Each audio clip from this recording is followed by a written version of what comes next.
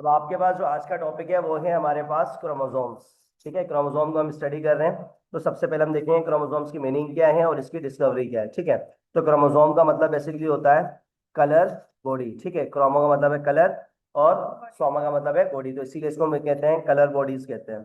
तो बेसिकली हमारे पास ये मिस नॉर्मल टर्म है, क्योंकि हमने कहा था कि हमारे पास जब ये स्टार्ट में डिस्कवर हुए तो बेसिकली ये कलर फॉर्म में थे, लेकिन बाद में जब हमने इसको स्टडी किया तो पता चला कि ये कलर फॉर्म में नहीं है, क्योंकि हमने देखा था कि जो वाटर फ्लेमिंग है 1882 में बेसिकली इन्होंने किस तरह से इसकी डिस्कवरी की थी कि ये एक सिलेमेंडर लार्वी को क्या कर रहे थे, एक पॉन्ड के पास डिस्कस कर रहे थे। ठीक है, मतलब कि वहां से इसको इन्होंने सिलेमेंडर लार्वा को डिस्कवर किया था और देन उसको ऑब्जर्व कर रहे थे किसकी मदद से, पार्किंस एनिलिन। ये बेसिकली क्या है, हमारे पास एक डाई है। ठीक है, एक कलर है। तो इस कलर को इन्होंने क्या किया था, इस लार्वी के अंदर क्या किया था, एब्जॉर्ब कराया था, क्योंकि लार्वी क्या था, कलरलेस था। तो कलरलेस होने की वजह से इन्होंने क्या किया था, इसको सही से ऑब्जर्व करने के लिए इस पर्किंस एनालाइन का क्या किया था, इस्तेमाल किया था, ताकि ये हमें लार्वी क्या हो, क्लियरली नजर आए। ठीक है, तो जब इन्होंने ये पर्किंस एनालाइन क्या किया, यूज किया, तो इसने देखा कि डायरेक्टली स्टैंड कुछ थ्रेड लाइक स्ट्रक्चर इसके अंदर मौजूद है और जिसको इसने क्रोमोसोम कहा। ठीक है, तो बेसिकली ये उर्दू तो बोलते नहीं थे, तो इसने इन्होंने अपनी ही जुबान में क्रोमोसोम वर्ड यूज किया था। तो क्रोमोसोम का मतलब होता है कलर बॉडी। तो देन बाद में इस चीज के बारे में इतना ज्यादा कि हमें फेमस हुआ कि ये कलर बॉडी के नाम से क्या हो गया, फेमस हो गया। बाद में पता चला कि भाई कलरलेस होता है, लेकिन अभी ये सबको पता चल चुका था कि कलरलेस है, लेकिन क्रोमोसोम के नाम से फेमस था, तो फिर फर्दर इसी नाम से इसको कंटिन्यू किया गया। आप क्या कह रही हैं? ये कौन सा जबान का वर्ड है? क्रोमोसोम बेसिकली ग्रीक लैंग्वेज का वर्ड है। ठीक है, ग्रीक लैंग्वेज का वर्ड है ये। देन अब हम देखेंगे क्रोमोसोम की बेसिकली एक्चुअल में डेफिनेशन क्या है। तो हम हमने कहा कि बेसिकली हमारे पास क्या है, थ्रेड लाइक स्ट्रक्चर है, हाईली कंडेंस फॉर्म में होता है। कौन सी फॉर्म में होता है, हाईली कंडेंस, मतलब कि पहले क्रोमोसोम इस तरह से है जो डीएनए और हिस्टोन में मिलकर बना हुआ है, फिर बाद में क्या हो गया, ये क्वाइलिंग, अब इसने क्या कर दी, इस तरह से क्वाइलिंग कर दी। ठीक है, अब क्वाइलिंग करने के बाद हमारे पास ये जो स्ट्रक्चर बना है ये एक फाइबर बन गया। अब इस क्वाइल्ड स्ट्रक्चर ने मजीद क्वाइलिंग की, क्या की, मजीद क्वाइलिंग इस तरह से, तो अब फिर हमारे पास क्या बन जाता है, क्रोमोसोम बन जाता है इस तरह से। तो बेसिकली किसका बना हुआ होता है, ये डीएनए, और दूसरा पार्ट कौन सा होता है इसका, हिस्टोन। ठीक है, हिस्टोन क्या चीज है, हमारे पास प्रोटीन है। ठीक है, तो डीएनए और हिस्टोन से मिलकर हमारे पास क्या बना हुआ होता है, एक हाईली कंडेंस स्ट्रक्चर बना हुआ होता है जिसको हम क्रोमोसोम कहते हैं। बेसिकली ये हमारे पास क्या होता है, ये जीन्स को कैरी करता है। क्यों जीन्स को कैरी करता है, क्योंकि अगर हम क्रोमोसोम के स्ट्रक्चर की बात करते हैं इस तरह से, तो हमें क्रोमोसोम के अंदर क्या नजर आता है, बेसिकली हमें डीएनए इसके अंदर अरेंज हुआ हुआ नजर आता है। क्या नजर आता है, इसके अंदर हमें डीएनए अरेंज हुआ हुआ नजर आता है इस तरह से। ठीक है, तो इसके अंदर क्या मौजूद है, डीएनए मौजूद है। और डीएनए के अंदर हमें मालूम है कि डीएनए के अंदर क्या होते हैं, जीन्स होते हैं। मिसाल के तौर पर ये डीएनए है। ठीक है, तो इस डीएनए का सपोज कर लो ये जो सेगमेंट है इसके अंदर इंफॉर्मेशन है, तो इसको हम क्या कहेंगे, ये एक जीन है। ठीक है, तो कहने का मकसद क्या हुआ हमारे पास, कि जो जीन्स होते हैं वो सारे के सारे किसके अंदर लोकेट हो करते हैं, क्रोमोसोम्स के अंदर लोकेट करते हैं। ठीक है, तो इसीलिए हम कहते हैं ये हेरिडिटी मटेरियल को एक जनरेशन से दूसरी जनरेशन में फॉरवर्ड कराता है। याद बात समझ में आ गई?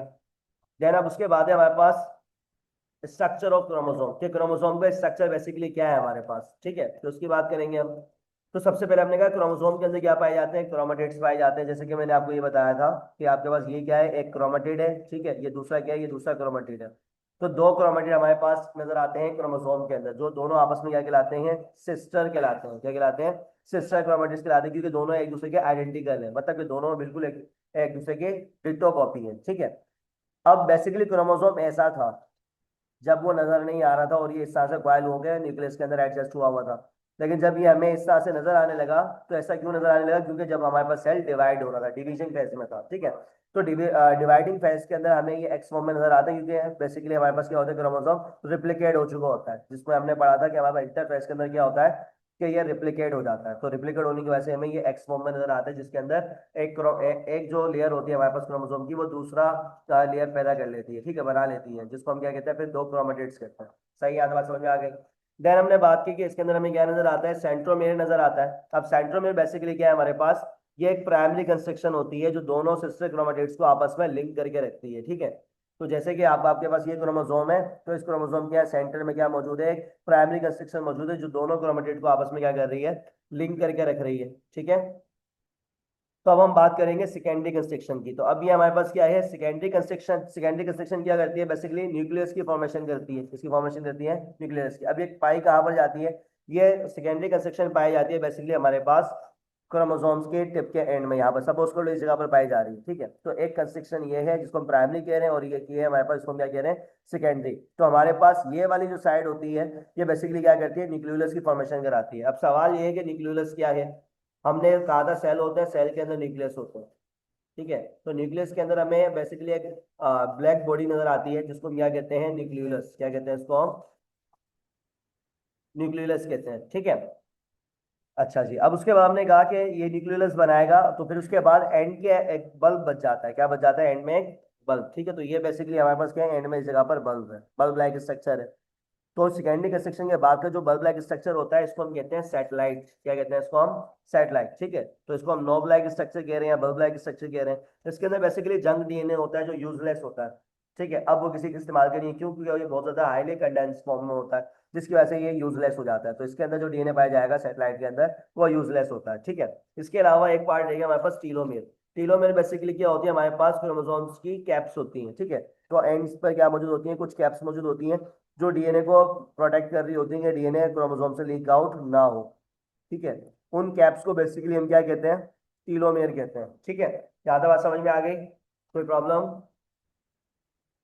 अब आगे चलते हैं। अब आपके पास है, हमने क्रोमोसोम को क्या कर दिया, डिवाइड कर दिया सेंट्रोमेयर की पोजीशन पे। या बचपन से पढ़ते आ रहे हैं, बार बार आप पढ़ रहे हैं इसको, ठीक है। तो ये मोस्ट इंपॉर्टेंट है। बेसिकली हमने कहा कि हमारे पास चार टाइप होती है, मेटासेंट्रिक, सब मेटासेंट्रिक, एग्रोसेंट्रिक और टीलोसेंट्रिक। हमने कहा मेटासेंट्रिक बेसिकली कैसा होता है, एग्जैक्टली इन द सेंटर, मतलब कि इसका जो सेंट्रोमेयर है वो कहाँ पर मिलेगा, आपको सेंटर में मिलेगा। मिसाल के तौर पर अगर ये क्रोमोसोम है तो इस क्रोमोसोम का आपको जो सेंट्रोमेयर मिलेगा वो कहाँ पर मिलेगा, इसके सेंटर में मिलेगा। तो इस क्रोमोसोम को हम क्या कहेंगे, मेटासेंट्रिक कहेंगे, ठीक है। तो इसके अंदर आर्म्स क्या है, इक्वल है तकरीबन, और वी शेप में होते हैं। तो ये वी शेप आपको इस तरह से नजर आ रही है। देन उसके बाद है आपके पास सब मेटासेंट्रिक। सब मेटासेंट्रिक में क्या होता है, स्लाइटली अवे हो जाता है सेंटर से, मतलब कि जो सेंटर मेरे वो क्या होगा, थोड़ा सा दूर हो जाएगा। मिसाल के तौर पे अगर हमारे पास ये क्रोमोसोम है, ठीक है, तो इसमें क्या होगा, थोड़ा सा अवे। तो अब आपके पास क्या है, ये सेंट्रोमेयर है। अब आप यहाँ पर देख रहे हैं तो सेंट्रोमेयर यहाँ से ज्यादा करीब है और यहाँ से ज्यादा दूर है। तो इसका मतलब क्या हुआ, ये हमारे पास सेंटर में मौजूद नहीं है। तो इसको हम क्या कह रहे हैं, ये अनइक्वल आर्म्स की फॉर्मेशन कर रहे हैं। तो अब आप यहाँ पर देखें कि ये अनइक्वल है, ठीक है। नीचे वाले बड़े हैं और ऊपर वाले क्या थे, साइज में छोटे हैं। तो ये बेसिकली क्या बनाते हैं, एल शेप बनाते हैं। अगर इसको हम देखते हैं तो ये एल शेप बन रही है, ठीक है।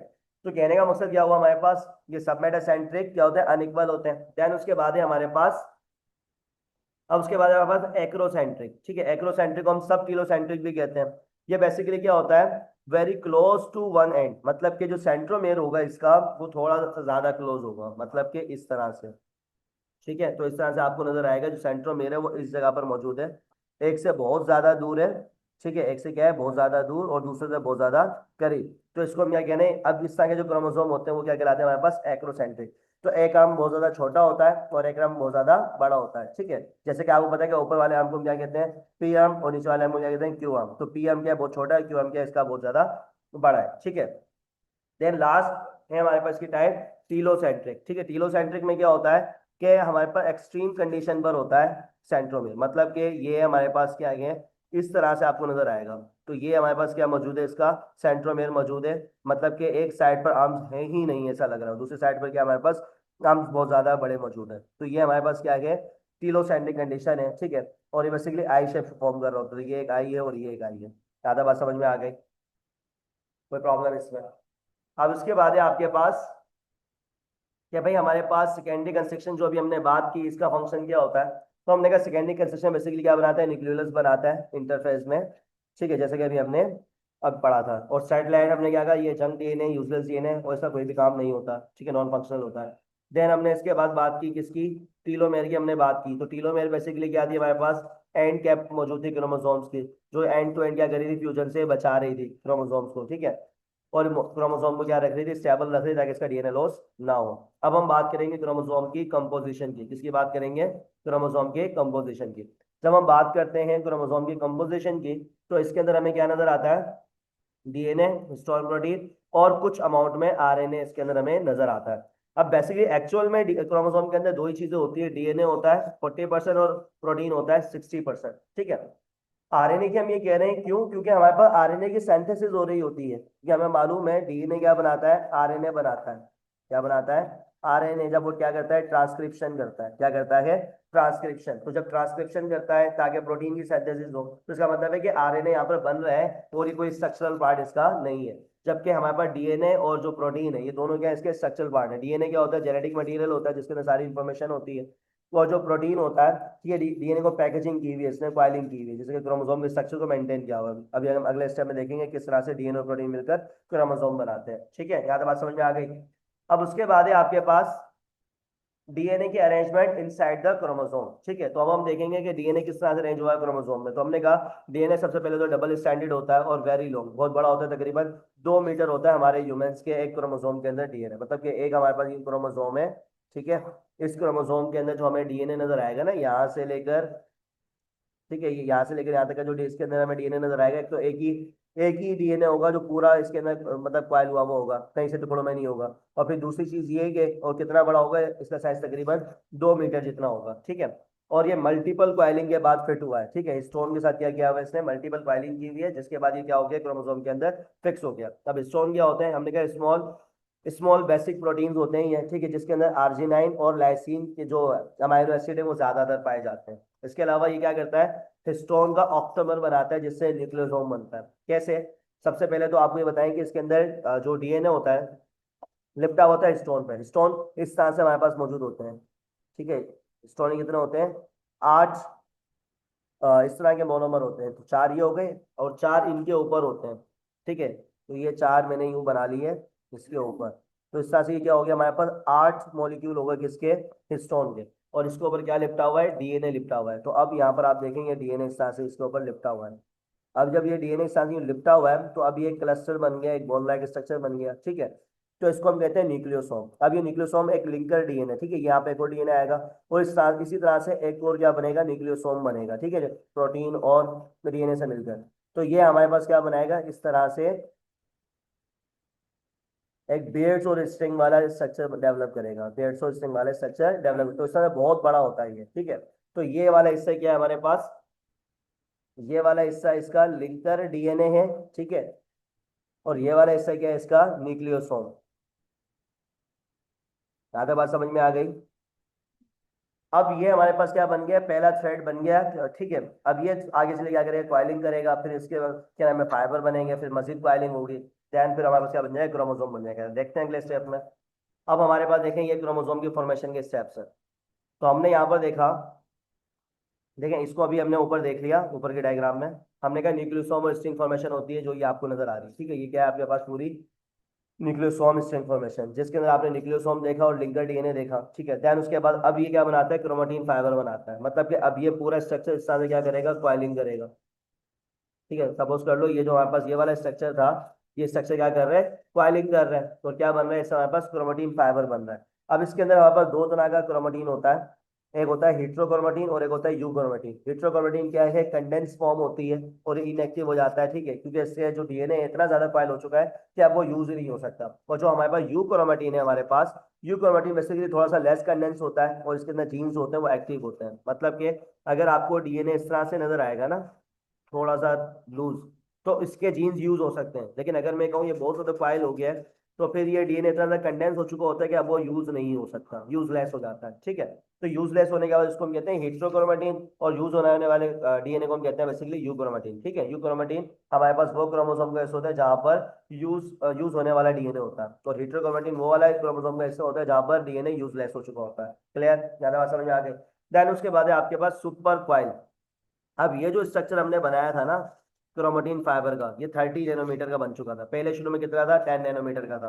अब ये 30 नैनोमीटर वाला स्ट्रक्चर मिलकर अब मजीद क्वाइलिंग करेगा। अब क्या करेगा, मजीद क्वाइलिंग करेगा इस तरह से। जब ये मजीद क्वाइलिंग होगी, तकरीबन 300 to 700 नैनोमीटर जितनी क्या हो जाएगी, थिकनेस आ जाएगी इसके अंदर। क्या आ जाएगी इसके अंदर, थिकनेस। ठीक है, इस तरह से क्या आ जाएगी इसके अंदर, थिकनेस। अब हमारे पास जो स्ट्रक्चर बना होगा वो क्या होगा, हमारे पास क्रोमोसोम होगा। क्या होगा हमारे पास, क्रोमोसोम, जिसकी थिकनेस तकरीबन कितनी हो चुकी है, 300 to 700 थिकनेस हो चुकी है। ठीक है, यहाँ तक बात समझ में आ गई। तो यहाँ बस आज का जो टॉपिक था हमारा क्रोमोसोम, उसके अंदर हमने ये सारी चीजें देख ली कि हमारे पास इसमें क्या होता है, कि क्रोमोसोम क्या होता है, क्रोमोसोम किस तरह से कॉइलिंग होने के बाद बनता है, क्रोमोसोम के अंदर क्या केमिकल कंपोजिशन होती है। क्या आई होप कि आपको ये समझ में आया होगा। ठीक है, नेक्स्ट क्लास में डिस्कस करेंगे gene, gene locus, DNA, hereditary material, so on. Thank you so much.